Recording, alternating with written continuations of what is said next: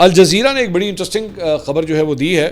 یہ اس کا ٹائٹل ہے how India P M Modi's efforts to isolate Pakistan back fired. اب یہ بڑا انٹرسٹنگ آرٹیکل ہے اور یہ سٹارٹ ہوتا ہے جناب ستمبر 2016 سے. ستمبر 2016 کے اندر جو ہے وہ بھارتی وزیر اعظم نریندر مودی نے کیرلا کے اندر جو ہے وہ ایک جلسے سے خطاب میں کہا تھا کہ پاکستان کی قیادت کو انہوں نے براہ راست چیلنج اس وقت کیا تھا 2016 کے اندر 10 سال پہلے. انہوں نے کہا بھارت آپ کو تنہا کرنے میں کامیاب رہا ہے.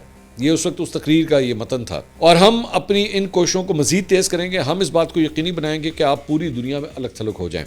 یہ ستمبر 2016 کی بات ہے جب مودی مقبوضہ کشمیر میں چند روز قبل ہونے والے ایک حملے کی رد عمل میں بات کر رہے تھے جس میں 18 بھارتی فوجی ہلاک ہوئے تھے. تاہم ایک دہائی بعد پاکستان کسی بھی طرح تنہا نظر نہیں آتا. وہ یہ اب الجزیرہ لکھ رہا ہے تاہم ایک دہائی بعد پاکستان کسی بھی طرح تنہا نظر نہیں آتا. وہ چین کا قریبی اتحادی ہے. جب پاکستانی وزیر اعظم شہباز شریف نے اسی ہفتے دورہ کیا اور ساتھ ہی صدر ڈونلڈ ٹرمپ کے دور میں امریکہ کے قابل اعتماد شراکت دار بن کر دوبارہ ابھرا ہے.